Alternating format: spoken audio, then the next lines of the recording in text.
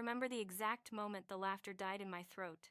It was not a gradual fading, like the sun dipping below the horizon. It was a switch flicking off, leaving a cold, silent dread in its place. We were at the Sapphire Lounge, the kind of place where the lighting is always dim, the music is a low, thrumming bass that rattles your rib cage, and a single cocktail costs more than a week of groceries for a normal family. I was holding court. That is what I like to call it. I was surrounded by Tasha and Becca, my glass of vintage champagne tilting dangerously in my hand. The bubbles were rushing to my head, making me feel light, invincible, and cruel. "He is probably ironing his socks," I cackled, throwing my head back. "I swear to you, the man has a schedule for his schedule. It is exhausting just watching him exist. Sometimes I want to shake him, just to see if anything loose rattles inside." Tasha laughed. That sharp, glassy sound that always made me feel validated. She leaned in, her eyes glittering with malice and amusement. "Oh, Sienna, you are a saint, truly. I would have died of boredom by now." "How do you do it? Sleeping next to a human spreadsheet? It requires a lot of patience." I sighed, rolling my eyes for dramatic effect. "And a lot of wine. Where is he anyway?" "It is my 30th birthday party. You would think he could manage to be on time, for once in his life." "Late," Becca chimed in, checking her reflection in her spoon. "Probably analyzing the risk factors of driving in light rain. Or maybe he is calculating the probability of getting a parking spot." I opened my mouth to make a witty comeback, to distance myself even further from his shabbiness, to prove to them that I was better than the man I had married. But the words stuck in my throat, because the heavy oak doors to the lounge opened, and the noise of the party seemed to drop away into a vacuum. Lucas stood there. He looked completely out of place among the velvet ropes, the shimmering dresses, and the designer suits. He was wearing his work clothes. A simple gray button-down shirt, slightly wrinkled from a long day at the office, and trousers that had seen better days. He looked tired. He looked small. He looked like exactly what he was, an actuary who spent his days looking at numbers while I spent his money looking at myself. "Look at him," Becca whispered, nudging me with her elbow. "He looks like he got lost on the way to the library. Does he own a suit that isn't gray?" I wanted to laugh. I wanted to join in. But I couldn't. Because Lucas was not looking at the room.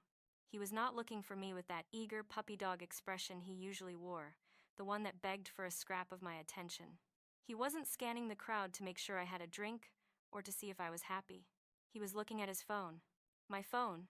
I felt the blood drain from my face, pooling somewhere in my feet. I had left it on the high-top table near the entrance when I went to greet the new arrivals. It was unlocked. I always left it unlocked because Lucas never snooped. He trusted me. He was too boring, too noble to snoop. But 5 minutes ago, Damon had sent a text. I knew exactly what it said. I had been waiting for it all night. "Can't wait to get you out of that dress later. Ditch the actuary. Come to the studio. I bought that whiskey you like." Lucas looked up. The distance between us was perhaps 30 feet, but it felt like miles. His eyes locked onto mine across the crowded room. I braced myself. I expected rage. I expected him to storm over, his face purple, to scream, to throw the phone against the wall. I braced myself for a scene. In the back of my twisted mind, I was already preparing the narrative. I would play the victim. I would tell everyone he was controlling, that he was jealous, that he was imagining things. I would make him the villain of my birthday. But he did nothing. He did not scream. He did not cry. He did not throw a punch. He placed the phone gently back on the table. He set it down with the same care he used when he placed his glasses on the nightstand before bed. He looked at me for 1 second longer.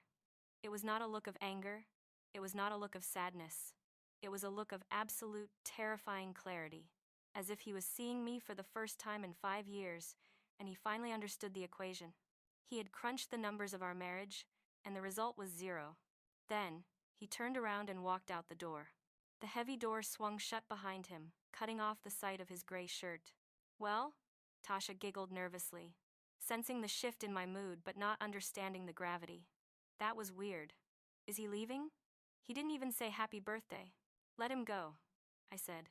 My voice shook, but only a little. I took a large, desperate gulp of champagne, forcing the cold liquid down my tight throat. "He is just being dramatic. He hates crowds. He will be home with hot cocoa when I get back. He always is." He probably just forgot his wallet or something. I forced a smile, plastering it onto my face like a mask. Let's order another bottle. It is my night, right? I was wrong. It was not my night. It was the last night of my life as I knew it. My marriage to Lucas had been a slow suffocation. That is what I told myself to sleep at night. That is what I told Damon when we were lying in his tangled, sweaty sheets in his loft downtown. He is just so safe, I would complain, tracing the tattoos on Damon's chest, feeling the thump of his heart which seemed so much more alive than Lucas's. He is an actuary, Damon. Do you know what that means? He calculates risk for a living. He knows the statistical probability of dying in a plane crash, so we never travel anywhere interesting. He knows the odds of a restaurant failing, so we never try new places. It is exhausting. Damon would laugh, that low, raspy laugh that made me feel electric. You are a wild bird in a cage, babe. You need the sky. You need fire. He is giving you lukewarm water. Damon was a drummer in a band that was always about to make it big. He was exciting, he was unpredictable. He smelled like cigarettes, expensive cologne, and danger. He was everything Lucas was not. Lucas was stable. Lucas was kind. Lucas worked 60 hours a week so I could pursue a career in event coordination that mostly consisted of drinking wine with potential clients and buying overpriced decorations. He made dinner every night because I was too tired. He rubbed my feet when I complained about my heels. He listened to my endless petty gossip about people he didn't know and would never meet. I hated him for it. I hated how his goodness made me feel small. I hated that he was content with a quiet life, while I wanted the world to look at me. I wanted applause, I wanted drama, so I punished him. I punished him by spending our money on clothes I didn't need. I punished him by flirting with waiters right in front of him, watching him look down at his plate in embarrassment. And for the last 6 months, I had been punishing him by sleeping with Damon.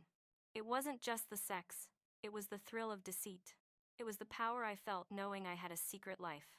I was using our joint savings account, the one meant for a down payment on a house in a nice school district, to fund my affair. I bought Damon a vintage leather jacket for his birthday. $350. When Lucas asked why the account balance was lower, I told him I lost the money on a bad investment tip from a client. He just sighed, rubbed his temples, and said we would work harder. He didn't yell. He trusted me. He was a doormat, a useful, paying doormat. Or so I thought.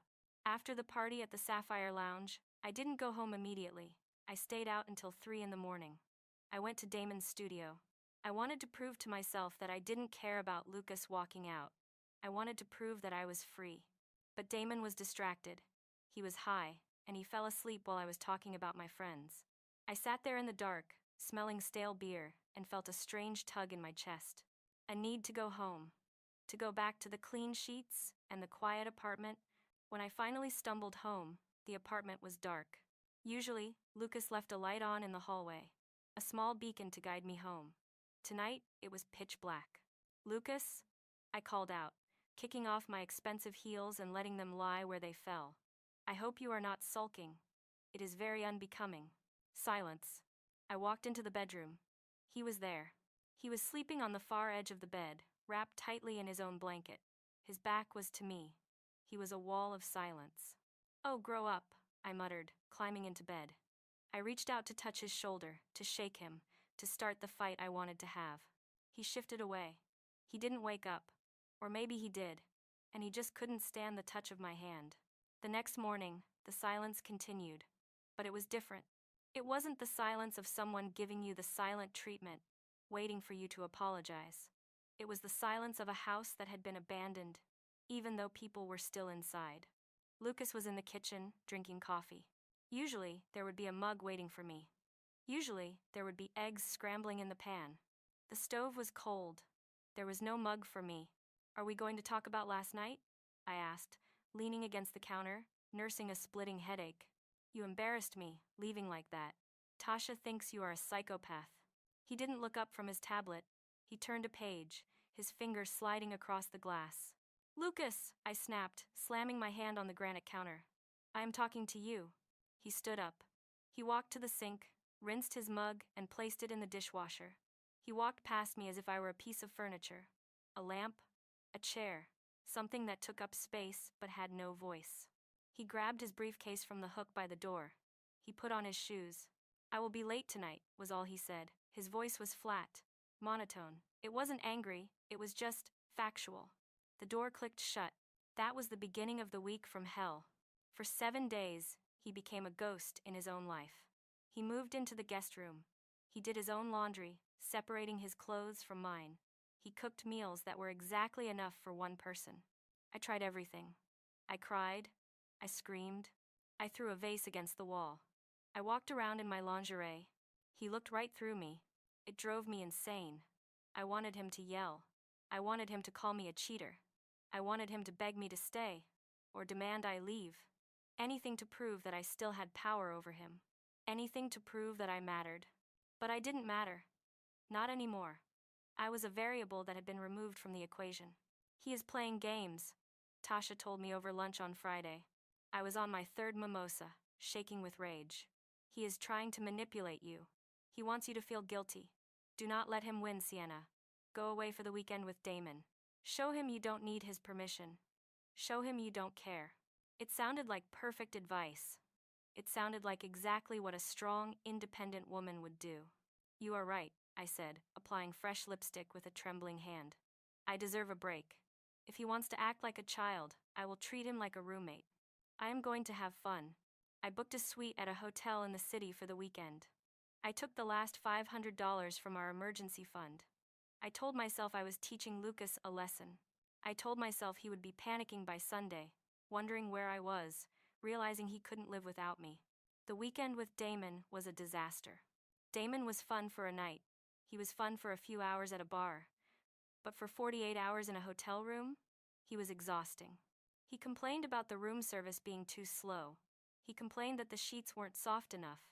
He borrowed my credit card to buy cigarettes and forgot to give it back until I asked 3 times. He spent half the time texting other people, hiding the screen whenever I looked over. "Who are you talking to?" I asked on Saturday night, trying to keep the jealousy out of my voice. "Just the band, babe." "Relax," he snapped, blowing smoke in my face. "You are acting like your husband. So uptight." The comparisons stung. By Sunday afternoon, I was actually looking forward to going home. I wanted Lucas's quiet. I wanted his stability. I wanted the way he anticipated my needs before I even spoke them. I decided I would forgive him for his silence. I would be the bigger person. Maybe we could go to marriage counseling. I would lie. I would say it was just a fling, a moment of weakness, that it meant nothing. I would cry. I was good at crying. He would believe me. He always believed me. I drove home with a lighter heart. I was ready to fix this. I was ready to be adored again. I unlocked the door to our apartment with a smile on my face, ready to spin a new web of lies. "Lucas, I am home," I called out, dropping my keys in the bowl. "I brought takeout from that Thai place you like." The apartment echoed. It felt cold, colder than usual. I walked into the living room. The TV was there. The sofa was there. The paintings were on the walls, but the bookshelves were empty. Panic, cold and sharp, pricked at my skin. I ran to the bedroom. My clothes were in the closet, bursting out of the drawers, a chaotic mess of silk and sequins. But the other side, Lucas's side, bare. Empty hangers rattled on the rail like wind chimes made of bone. His nightstand was cleared off. No reading glasses, no stack of books, no glass of water. His shoes were gone from the hallway. His toothbrush was gone from the bathroom. His coat was gone from the rack. It wasn't just that he had packed. It was how he had packed. There was no mess, no chaotic pile of rejected items, no trash left behind. He had surgically removed himself from our life. He had excised himself like a surgeon removing a tumor. On the kitchen counter, in the exact center of the island, there was a single large manila envelope. My hands shook so badly I could barely tear it open. The paper sliced my finger, a tiny cut that stung, but I ignored it. Inside, there was no tear-stained letter. No goodbye, Sienna. No I loved you, why did you do this? No poetry, no emotion. There was a legal petition for divorce, citing adultery, irreconcilable differences. Attached to the petition was a thick stack of papers. I flipped through them, my breath catching in my throat, turning into a high-pitched wheeze. Photos. Photos of me and Damon entering his building 3 months ago. Photos of us at dinner.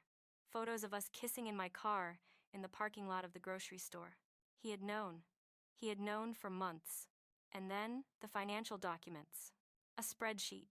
A meticulous, terrifyingly accurate spreadsheet. Every dollar I had siphoned from our joint account. Every credit card charge for hotels, for dinners, for gifts for Damon. He had highlighted them in yellow. He had cross-referenced them with dates. Vintage leather jacket. Merchant. Wild rebel. Date. March 12th. Amount. $350. Hotel stay merchant, the Grand View. Date. April 4th.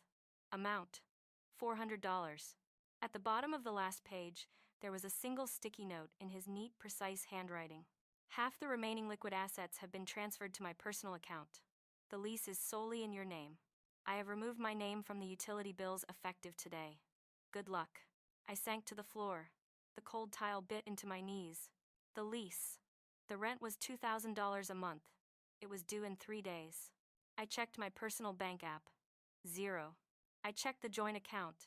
It was closed. I called his phone. The number you have dialed is no longer in service. He hadn't just left. He hadn't just run away in a fit of emotion. He had planned this. He had calculated the exact cost of leaving, saved enough to execute it, waited for the perfect moment, my betrayal at the party, and then he had vanished. The downfall was not glamorous. It was ugly, and it was fast. I called Damon, sobbing, my mascara running down my face like black tears. He left me, Damon. He took everything. He knew. He knew about us. I need a place to stay. Just for a few weeks until I get back on my feet. There was a long pause on the line, then Damon laughed. It was a cold, harsh sound, stripped of all the charm I thought I loved. Whoa, babe, slow down. You want to move in? Into the studio? With the guys? I don't have anywhere else to go. I did this for us. I left him for you. For us? Damon scoffed. Lady, you were a good time. You paid for the drinks, you bought me cool stuff. But now you are broke, and you come with baggage? No thanks. I don't do drama. I don't do us.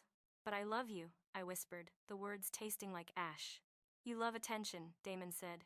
Don't call me again. My girlfriend is coming back from tour tomorrow. Click. Girlfriend. He had a girlfriend. My friends were no better. Tasha listened to my story over the phone, her voice distant. Wow, that sucks, Sienna. Really.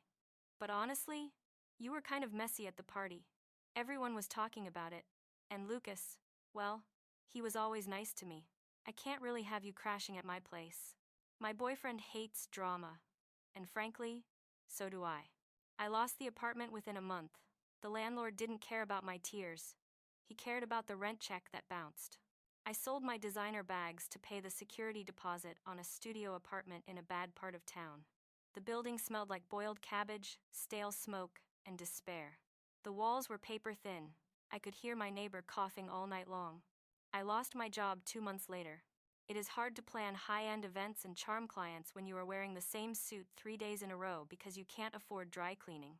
It is hard to smile when you spend half the day crying in the bathroom stall, trying to fix your makeup with cheap drugstore powder. My boss told me I lacked the spark I used to have. She let me go on a Friday afternoon. I spiraled. I drank cheap wine to forget. I dated men who were worse than Damon. Men who treated me exactly the way I had treated Lucas. I was used. I was ignored. I was a joke. I realized, in the cold light of my empty, roach-infested kitchen, that Lucas had not been boring. He had been the foundation. I had taken a sledgehammer to the floor I was standing on, smashing it with glee, and then acted surprised when I fell into the basement. 3 years passed. 3 years of clawing my way back to zero. I was working as a hostess at a chain restaurant in the suburbs. It was a humiliating job. I had to wear a polyester uniform that didn't fit right, scratching my skin. I had to smile at people who looked through me, people who treated me like a servant. I looked 10 years older. The spark in my eyes was gone, replaced by a hard, brittle wariness. My hair was dull. My hands were rough. It was a Tuesday night. The restaurant was moderately busy. The smell of fried food and cheap pasta hung in the air. The door opened, and a couple walked in. My heart stopped beating. It was Lucas. He looked incredible. He had filled out. His shoulders were broader, filling out a suit that was definitely not gray. It was a deep navy blue. tailored to perfection. He didn't look tired anymore. He looked rested. He looked confident. He looked peaceful. Holding his hand was a woman. She wasn't flashy. She wasn't wearing sequins or heavy makeup. She wore a simple cream dress. She had soft brown hair and a kind face. She was looking at him like he hung the moon, and he was looking at her like she was the only person in the world. He whispered something to her, and he laughed. A real, deep laugh that I hadn't heard in years. A laugh I had stifled because I thought it was annoying. I wanted to run. I wanted to hide under the hostess stand. I wanted to dissolve into the floor. But my feet were frozen in my cheap, non-slip shoes. They reached the front of the line. Lucas looked down at the reservation list, his finger tracing the names. Then he looked up at me. The smile didn't drop from his face instantly. It faded slowly, replaced by a polite, distant recognition. The kind of look you give to a former classmate you barely remember, or a distant cousin you haven't seen in a decade. "Table for two," he said.